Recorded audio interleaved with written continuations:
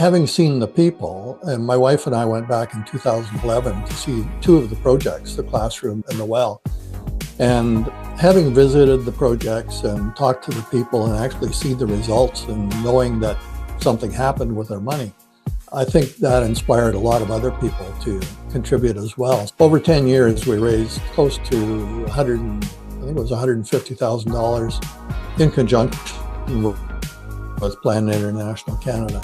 And so they nominated me for the Queen's Diamond Jubilee Medal. Hi everyone, my guest today is an inspiring Canadian author. He's actually got 12 published books, both fiction as well as nonfiction. And his incredible journey is a testament to the power of perseverance and reinvention. He had a successful 30-year career in the government, and then he climbed Mount Kilimanjaro at the age of 60, raising funds for philanthropy and discovering a passion for writing post his retirement. He embodies the philosophy every mountaintop is within reach if you just keep climbing. And with his latest book, Just Keep Climbing, Inspirational Stories for Overcoming Challenges and Living Life, he shares lessons from his life and the remarkable people that he's interviewed. So please join me in welcoming Barry Finlay. Thank you so much, Barry, for joining me today. Oh, thanks for having me. It's a pleasure to be here. Thank you. Okay, so Barry, let's start with what actually inspired you to start writing after you've had such a successful career in the government and in consulting. Was there any specific moment that actually sparked the idea? It really revolved around climbing Mount Kilimanjaro. When I retired, I didn't really have any plans when I retired, and that's a big mistake. And so I went for about 6 months and got bored and then decided to try consulting. So I consulted for 10 years, but during that time, I had a bit of a health scare and my triglyceride levels were elevated. The doctor told me that I was the only one that could fix that I had to improve my diet and lifestyle. So on the way home from the doctor, I signed up with a personal trainer. And she turned out to be a 21-year-old woman, and she just about killed me the first few sessions. But over time, I started to feel a lot better. And I decided that as my 60th birthday was approaching, that I needed to do something with my newfound energy. So I talked to one of our sons about it, and we decided to climb Mount Kilimanjaro. And we looked for books about climbing Kilimanjaro. We wanted something that would tell us what it was like on the mountain, and just to make sure that we could do it. I was sure he could do it, but I was more concerned about me and being 60 years old and so on. And we couldn't find any books that actually took us up the mountain. So when we came home after climbing the mountain, we started to do some presentations. And there was a real interest in what we'd done in the climb and our philanthropic work after the climb. And so we decided to write a book and kind of fill in what we thought was a gap in the books that were available. And I'm sure that now there are 100 books about climbing Kilimanjaro probably, but at the time there was a gap. So we wrote the book and it turned out to be pretty successful, and I enjoyed the process. I had written financial policy in my career, or part of my career at least, and so I had the groundwork for writing, but I'd never actually written a book, but I enjoyed the process. And then I went on and wrote a humorous travel memoir about travel with my in-laws. And then I decided I wanted to try writing a thriller because I didn't know whether I could do it. So I wanted to challenge myself and see if I could do it. And here I am 12 books later and still going, working on the 13th. Amazing. So you actually reinvented yourself, and then you just decided that this is what you really enjoy doing. And clearly, the climb to Mount Kilimanjaro, getting to the top, must have been absolutely the turning point in your life. And suddenly you're out of retirement and you reinvented yourself and you become a successful and accomplished author. I think that Like when you say every mountaintop is within reach, if you just keep climbing, Yeah. I think is a philosophy that everyone should apply to themselves, just like the way you have. And you've paved the way for a lot of people who don't really know what they can do post retirement. Like you said, you hadn't quite figured out what you were going Yeah. to do, and that was not really a good idea. So, yeah, no, that's very inspirational. And I'm sure people who are listening in or watching the interview they'll step back and say, oh my God, if Barry could do it, then so can we. Yeah, thank you Well, for sharing that. I think so. And there's an interesting story around the motto, every mountaintop is within reach. We were walking along or hiking along on the mountain. It was day 5 or 6, I think, and we had hiked about 12 hours that day. And everybody was just exhausted. We couldn't wait to get to our campsite. And a voice came Sorry to from interrupt, but how large was your group? there were only 3 climbers. And there we had 18 porters and 2 guides. So we were pretty well looked after, but there were only 3 climbers. There was our son and another fellow from London, Ontario, Canada. And so we were hiking along, and this voice says, just keep swimming. And it was a reference to the movie Finding Nemo. And I thought about that later, and we all laughed, and it refreshed us a little bit, and we kept moving along. And I thought about it later, about 2 years later, and I thought that's what we did. It wasn't, we weren't swimming, obviously, but we were climbing. Yeah. And I thought that it's a metaphor for life, that we all face challenges every day. And the way to get through those challenges is to just keep putting one foot in front of the other. So that's how the motto was born. I looked it up online. I thought surely somebody else had said that, since somebody said almost everything now. And I couldn't find where anybody had said it. And people started, when I posted it, people started doing posters and coffee mugs and T-shirts and everything else. Somebody tattooed it on their arm. And so that's when I decided that maybe there was a book there.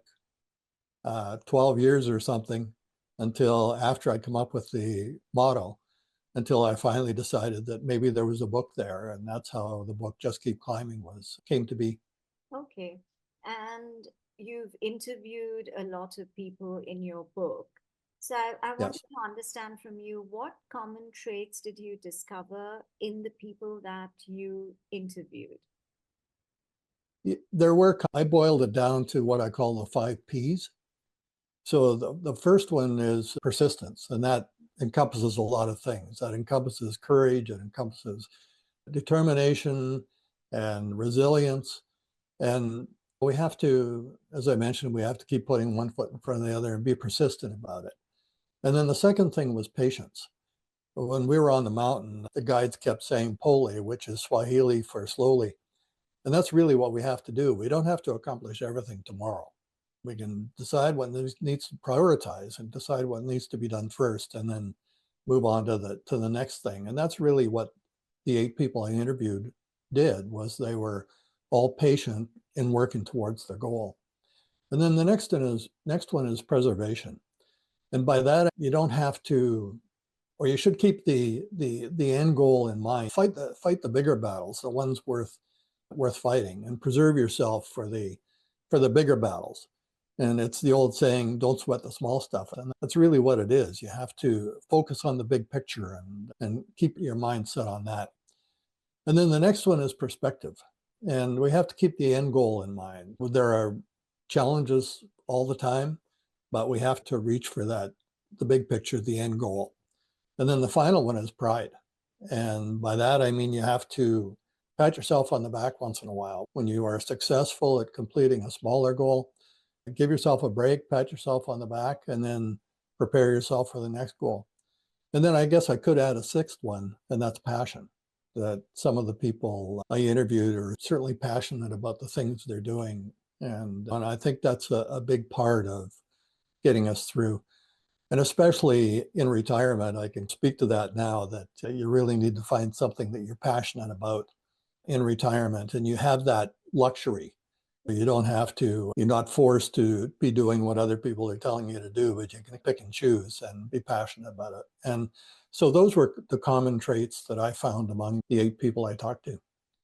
Okay, and the whole process took, you said 12 years? The book itself came together fairly quickly, but I thought about writing a book and I wasn't sure that I was the person to be telling other people how they should be living their lives. But over time, people kept saying you should write a book about your motto, and then so I thought the best way to do that, I wanted to include my story looking back 15 years later after the climb, 12 or 15 years later. But I also wanted to include the stories of other people that I consider to be inspirational. And when I put out the call for inspirational people, I asked people to contact me if they had inspirational stories. I didn't get one response. And I must have put it out to 5,000 people. And so then I thought this isn't going to work. And I thought about people that I considered to be inspirational. And I also searched the internet for inspirational people. And when I started approaching them and asking them if they'd be interested in being my book, they all readily agreed.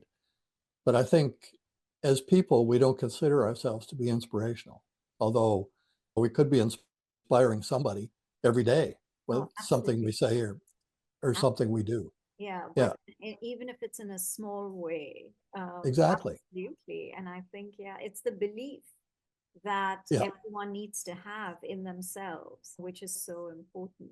Yeah. yeah. You've also received the Queen's Diamond Jubilee Medal for your Yes. philanthropy. And how does that shape your sense of purpose? It was a complete shock to me. We raised money for Plan International Canada. It's a child-centered organization that has a number of projects around the world. And when we decided to climb the mountain, we contacted 5 child-centered organizations, and Plan International Canada was the only one that got back to us.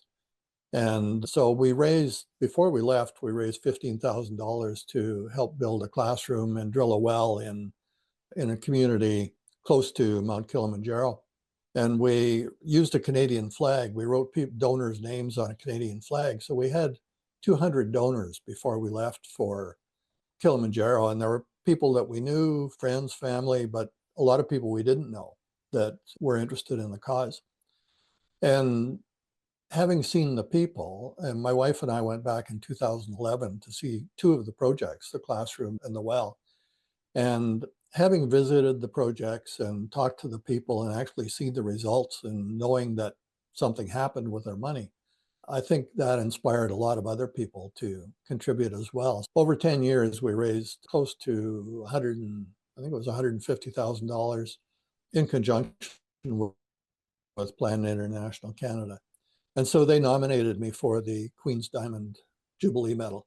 And it was such an honor and a shock to be nominated, and then an honor to receive the award or to receive the medal. And so that really encouraged me to continuing doing what we were doing. We stopped fundraising. We just ran out of gas, I guess, after 10 years. But we were satisfied with what we had done and really felt we'd made a difference. And I would highly encourage people to get involved in that kind of exercise because it's so satisfying. And everybody who is the beneficiary of the money, obviously they get something out of it. But for the person raising the money, it's just tremendously satisfying. And I'd encourage everybody to do it. And it makes such a difference. It's if you can help one person Yeah. somewhere around the world, you've accomplished something. No, absolutely. Absolutely. I wanted to ask you, what is the key to enjoy, or multiple keys to enjoying life as we age while we're continuing to take on new challenges? Yeah, there are many keys. Certainly fitness, maintaining your fitness level is a key to enjoying your life. Ever since I had the personal trainer, I had 2 or 3 different personal trainers prior to and just after the climb. But ever since then, I've continued going to the gym 3 times a week whenever I can and play a lot of golf in the summer. So I think maintaining your fitness level, there was such a difference from the time I started going to the personal trainer, and a few months later, I lost 28 pounds and I just felt so much better. Yeah, And I've gained a little bit of that back, to be honest, but not all of it. And I think that's definitely a key, is maintaining your fitness level and your diet. And then another thing is finding something you're passionate about. They warn you in the pre-retirement courses. I was warned in the pre-retirement course to make sure I had something to go to. And right. I didn't. I thought it would sort itself out. And that was a mistake, as I mentioned. But you need to find something. You have to have something to go to, something that gets you up in the morning and that will encourage you to get up at the same time every morning and to enjoy the day doing what you want to do. So I think those two things are the main keys to enjoying retirement and staying busy. You have to stay busy, and whatever it is that you find that you love to do, you have to stay busy doing it. And then another one is friends and family. It's important to stay involved, to stay connected to people and to enjoy your family whenever you can. There are a number of things that may seem like common sense, but sometimes we set them aside, get Yeah, caught up on other things and set yeah, them aside. I know some people that haven't had anything to go to when they're retired, and it's an issue. They really have to, it's something you have to be conscious of and work on. absolutely. I think it's so important. The three key factors, one being health, second being to follow a passion, because everyone has a passion which is probably somewhere buried because they're Yeah, busy doing other things, and never miss an opportunity to bring that out. And of course, the third thing is the social element of it, which is so important. Yeah, if you could give one piece of advice to your younger self, what would it be? I think it would be to take the time to enjoy what you're doing. I worked a lot when I was in my career and probably missed some of the things that with the kids growing up. And so I probably missed some of those things. And so that's grandchildren give you a second opportunity to Correct. enjoy them. But I think what's the saying? Something about, I don't know, if you die working, nobody's going to notice or something, whatever it is. But I think many of us, maybe most of us, get caught up in our work and think that we're irreplaceable and that the life isn't going to go on if we don't go to work and things like that. So I think that's one suggestion I would give my younger self, is to take a little more time for myself and enjoy life a little bit more. Yeah.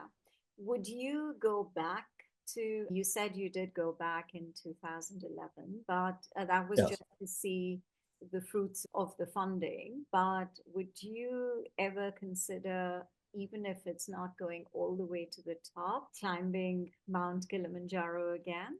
I probably wouldn't do Kilimanjaro again. I've always thought I would like to go to Everest Base Camp, Okay. but I'm at the age now where it took me a long time to prepare for Kilimanjaro. It How took long, about how long did it take? about a year because I'd been sitting at a desk for 31 years and I'd been moderately active, but it took me a year until I thought I could actually give Kilimanjaro my best shot. And if I didn't make it, I didn't make it. It wouldn't have been because I wasn't in physical condition to do that. I would have to do the same thing again if I was going to tackle Everest Base Camp, and getting to the age where I'm not sure I want to do that. Yeah, but I think the fact that, you just said that you mentioned earlier that you're already working on your 13th book. I think, Yes. yeah, I think that in itself is a huge accomplishment, and you should be so, so proud of yourself for that. It's Oh, interesting thank you. to see how, yeah, no, absolutely. I'd love to get hold of some of your books, and I'll probably check online to see if I can, because I am an avid reader.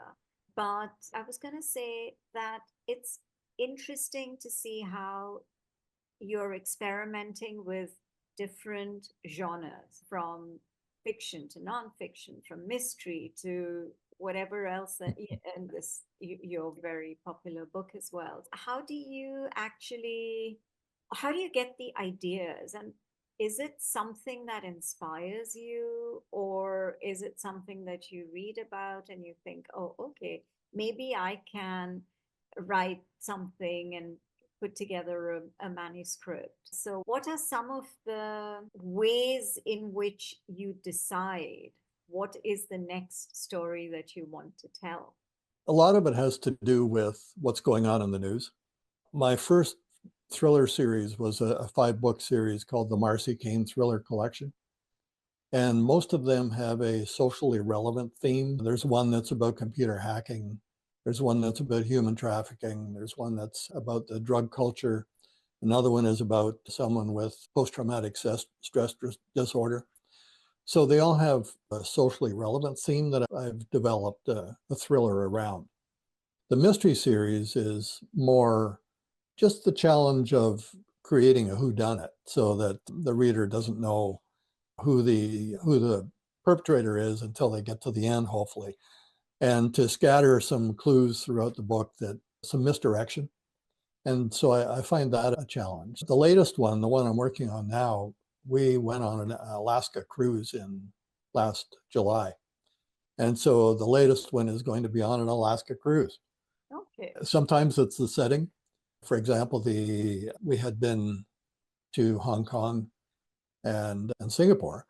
And so Remote Access, which is one of the books in the Marcy Kane Thriller Collection, revolves around China. Okay. So our travels have something to do with it. The news has something to do with it. My characters are based on bits and pieces of people I've met. And when I work on what they're saying or what they're doing, I'll sometimes go and stand in front of the mirror and say what my characters are going to say and see what my face looks like, and then go back and try and write that. Yeah, I So think yeah, every writer has a different process. that's right. And Yeah. some are weirder than others. Yeah, this has been Yeah, so much fun talking to you, Barry. Thank you. I really appreciate your this conversation, and it's every story for me, every guest that I talk to inspires me in some way.